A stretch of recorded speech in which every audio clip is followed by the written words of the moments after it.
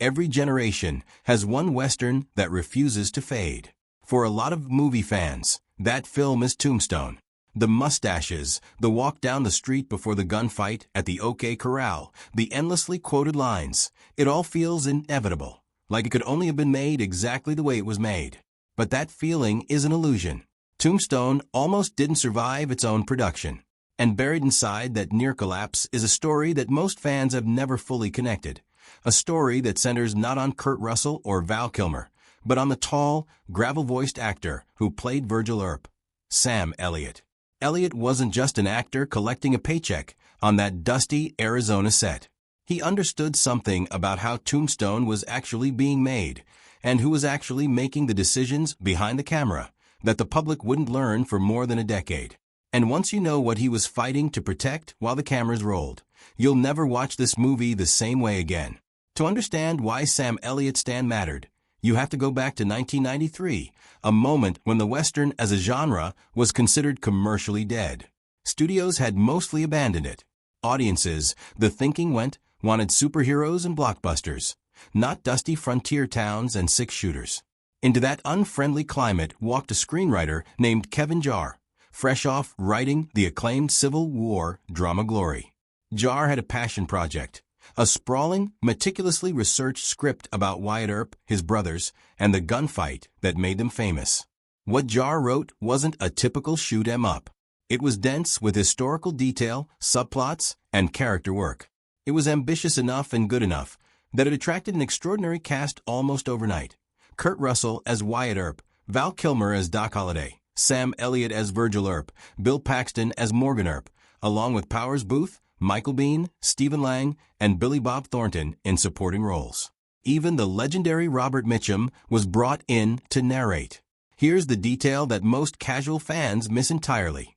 Jarre wasn't hired only to write Tombstone. He was set to direct it. This was supposed to be his directorial debut, his chance to bring his own vision of the Old West to the screen exactly as he'd imagined it on the page. Jarre's commitment to authenticity bordered on obsession. He insisted every actor grow and style a real period mustache, curled at the ends in the fashion of the 1880s, and the cast wore theirs like badges of honor. It wasn't vanity. It was buy-in. The actors believed they weren't just making another cowboy movie. They believed they were making the definitive telling of the Earp story, and Jarre's script was the reason why. Unfortunately, believing in a vision and being able to execute it under the brutal pressure of a real production schedule are two very different things. Jarre reportedly wanted to shoot in the sweeping, patient style of John Ford, composing wide, painterly frames. But a large-scale period Western, with horses, crowds, choreographed gunfights, and a massive ensemble cast, doesn't leave much room for patience. Jarre fell behind almost immediately. The days grew longer, the footage grew thinner, and the budget kept bleeding. Barely a month into filming, producer Andy Vajna made the call and fired him. That should have been the end of Tombstone. A film with no director, half its footage shot, a nervous cast, and a clock that wouldn't stop ticking. Instead, what happened next became one of the strangest, most closely guarded secrets in modern Hollywood history, and Sam Elliott was standing right in the middle of it. When Jarre was let go, the studio brought in George P. Cosmatos, a filmmaker known for high-octane action movies like Rambo, First Blood Part 2, and Cobra. For years, the official record was simple. Cosmatos directed Tombstone. His name sat in the credits. Film historians and casual fans alike accepted it without question. It wasn't the whole truth. Years later, Kurt Russell revealed what had actually happened on that set, and it remains one of the most jaw-dropping, behind-the-scenes stories to come out of a major studio film. Russell had personally gone to producer Andy Vajna and helped secure the financing that kept the production alive, reportedly somewhere in the neighborhood of $25 million. He had staked his own reputation on getting this movie made. So when the studio needed someone to steer the ship after Jarre's firing, they turned to Russell. Russell said yes to doing the work and no to taking the credit. He didn't want to be known publicly as the director. Instead, he proposed an arrangement that sounds almost too strange to be true. Cosmatos would be the public face of the production, the name the crew and the studio answered to on paper. But every night, Russell would meet privately with Cosmatos and hand him a detailed shot list for the next day's filming. The following morning, Cosmatos would step onto set and direct exactly what Russell had planned the evening before. Russell made one condition explicit. As long as Cosmatos was alive, he would never speak publicly about the arrangement. He kept that promise for over a decade. Cosmatos passed away in 2005, and only in 2006 did Russell finally go on record about what had really happened during filming. And notably, it was reportedly Sylvester Stallone who first suggested bringing Cosmatos on board in the first place. This detail matters enormously for understanding Sam Elliott's role in the story, because once you know that the lead actor was quietly running the show, everything else about the production starts to make a different kind of sense, especially the fight that was about to break out over the script itself. Once Russell was effectively steering the film from behind the scenes, he had to make a brutal decision. Jar's original screenplay was gorgeous, but it was also enormous, far too large in scope for the time and money left in the production. So Russell, working with producer James Jacks, began cutting. Roughly 30 pages disappeared from the script. Entire subplots vanished outright. Supporting characters who had significant arcs in Jar's draft, played by actors like Billy Zane and Jason Priestley, were reduced to little more than a handful of lines.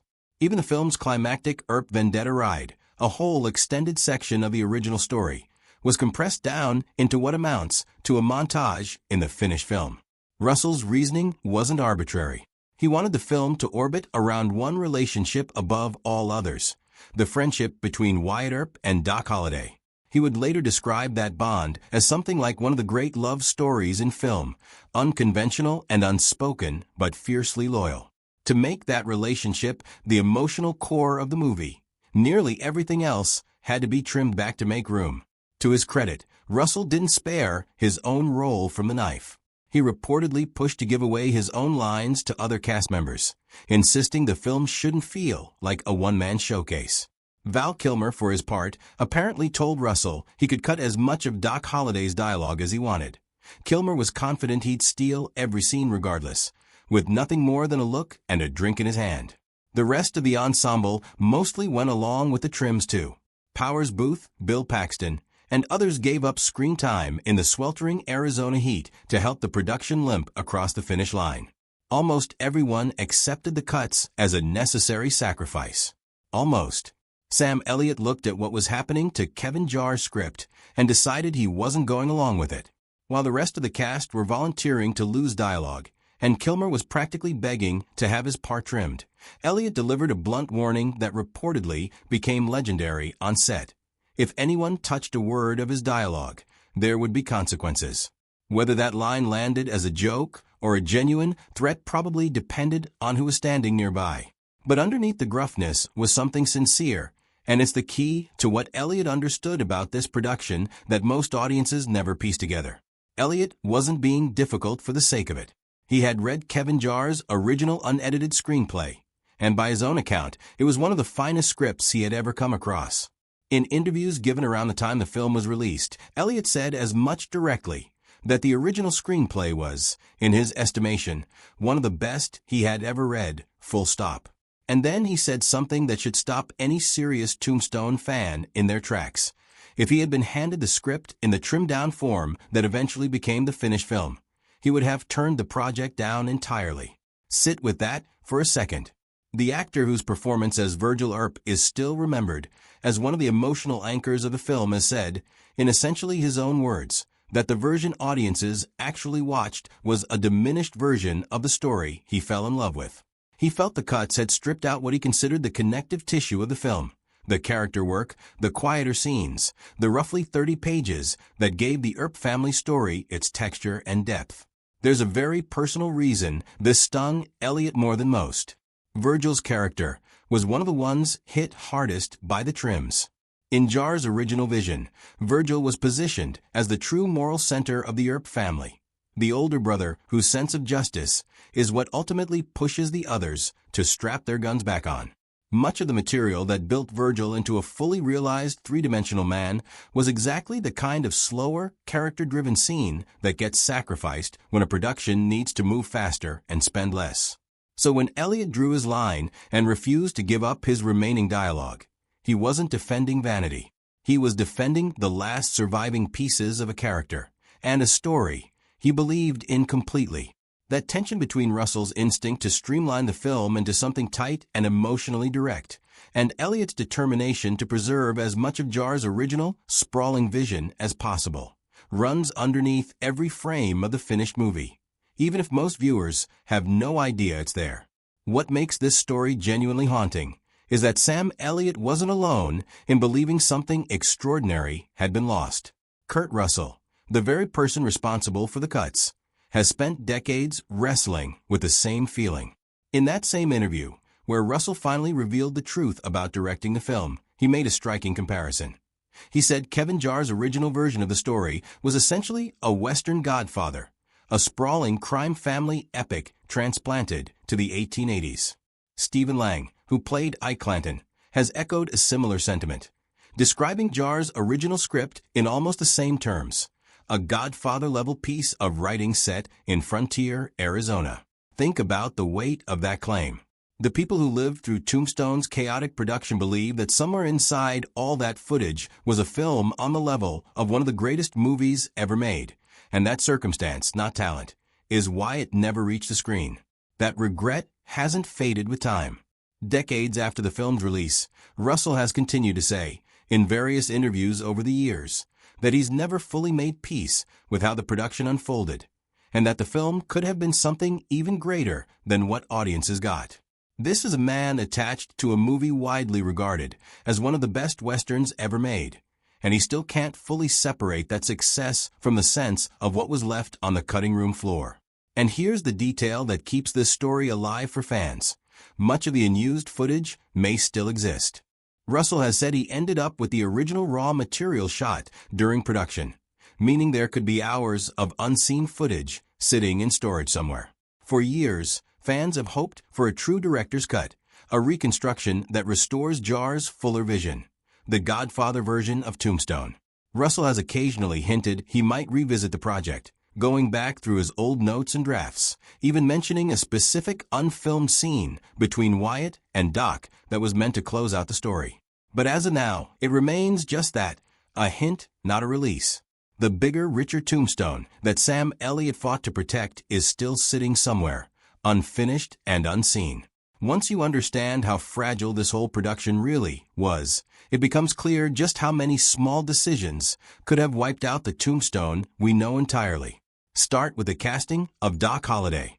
The role that turned Val Kilmer into a legend and gave the film its most quoted line was originally envisioned for a different actor, Willem Dafoe.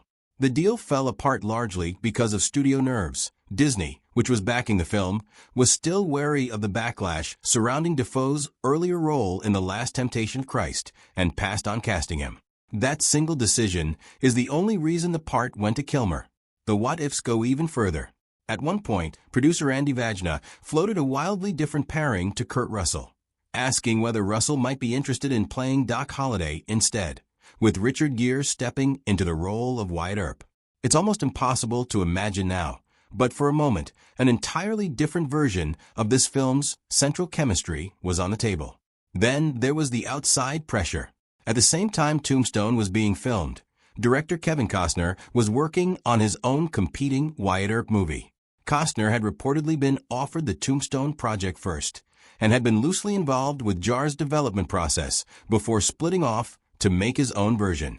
According to accounts from people involved with Tombstone's production, Costner used his industry clout to make things difficult for the rival film, reportedly attempting to influence distribution and financing decisions, and even trying to buy up authentic period costumes to keep them out of Tombstone's hands, forcing the production to source wardrobe from overseas instead. It's a strange footnote in film history. Two competing Wyatt Earp movies made at the same time, with one allegedly trying to sabotage the other before either had even reached theaters. Tombstone survived all of it anyway. When Tombstone finally hit theaters in December of 1993, it defied every expectation surrounding it. It went on to earn well over $70 million at the box office, making it one of the most successful westerns of the modern era. Costner's competing Earp film, by contrast, was widely seen as slower and more bloated, and it underperformed by comparison. The leaner, faster version of the Wyatt Earp story won out. That's the great irony sitting at the heart of this entire story.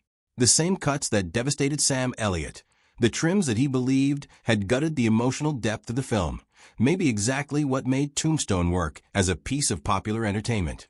Russell's instinct to strip the story down to its essential core, the bond between Wyatt and Doc, gave audiences something fast, quotable, and endlessly rewatchable.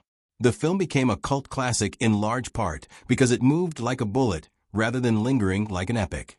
So who was actually right? Sam Elliott, who fought to preserve Jar's sprawling, richly detailed original vision? Or Kurt Russell, who cut it down to something tighter and more commercially viable? The honest answer is that they both were.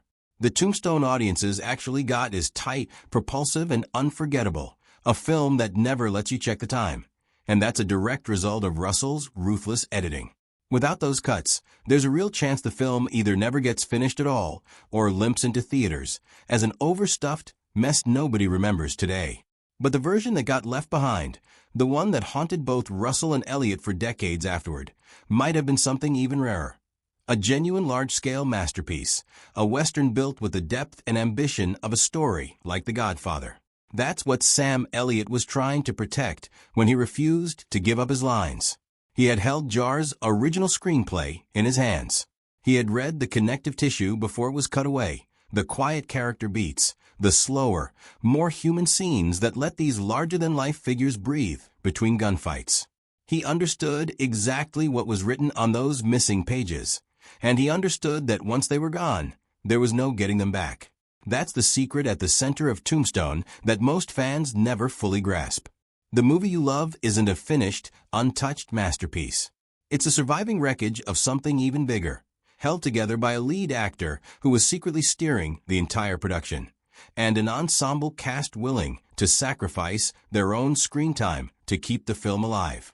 Every unforgettable line that made it into the final cut is, in a very real sense, a survivor. And somewhere, tucked away in old film reels or forgotten notes, the rest of that story is still waiting. Sam Elliott didn't just play Virgil Earp. He was the one person on that set who looked at what was being lost and refused to stay silent about it. He fought for the words on the page, and in doing so, he fought for the soul of Kevin Jar's original vision. And in the process, he left behind one of the most quietly remarkable stories in Hollywood history. The story of how the greatest Western of its era is also, by the account of the people who made it, one of the greatest films that never fully got the chance